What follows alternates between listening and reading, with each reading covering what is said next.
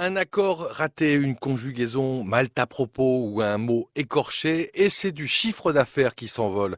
Les fautes d'orthographe feraient perdre des millions d'euros aux entreprises. Celles qui en souffrent le plus seraient les sociétés du web. Sur un site de e-commerce, une seule faute d'orthographe pourrait diviser les ventes par deux, affirme par exemple la BBC. L'exemple de Noéo qui fait du conseil dans ce qu'on appelle les big data, la statistique, avec Laetitia Bonin, la DRH. Nous, on a des profils très scientifiques, mais qui, pour certains, ont des vraies lacunes en orthographe. Ils ont manqué le train de l'orthographe à l'école. Et même pour ces matheux, l'orthographe est un problème parce que désormais, eux aussi doivent écrire. C'est un handicap pour toutes les réponses à appel d'offres qu'on est amené à faire. Et de toute façon, tous les consultants sont en interaction directe avec le client. Donc il y a une communication orale mais écrite. Et les résultats que l'on communique à nos clients, les résultats de modélisation statistique, sont de toute façon rendus par écrit.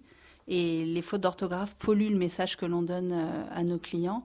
Et alors que ça peut être des préconisations qui peuvent être stratégiques pour nos clients. Donc nous, on souhaite que le message arrive le plus pur possible et le moins pollué possible par des fautes. Alors les conséquences, eh bien tout simplement, ça peut faire perdre des marchés.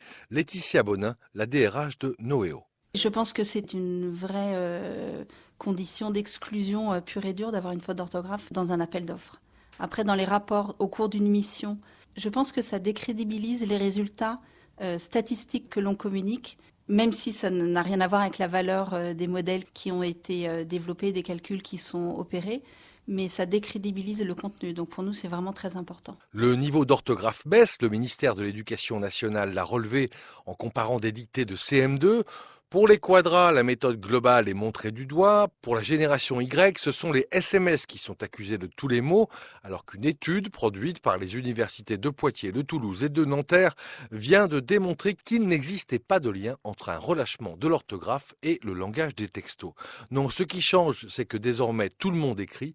Carole Léonie, directrice associée de l'Atelier Continu, qui dispense des formations en entreprise. Aujourd'hui, on écrit à tout moment, tout le temps. Les mails, les Twitter, les comptes rendus. Avec le développement du mail, ça concerne tout le monde. C'est-à-dire qu'on va envoyer des devis, des notices, des propositions, des confirmations, des validations.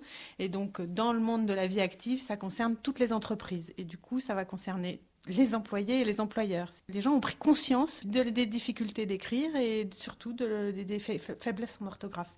Et ce qui complique les choses, c'est que contrairement à des difficultés en anglais ou en management d'équipe, on a du mal à parler de cette faiblesse.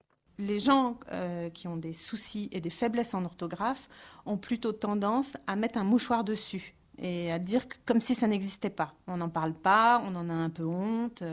Alors, honte ou pas, les entreprises renvoient de plus en plus souvent leurs salariés se remettre à niveau et la formation à l'orthographe est de plus en plus demandée par les entreprises. Carole Léonie de l'Atelier Continu.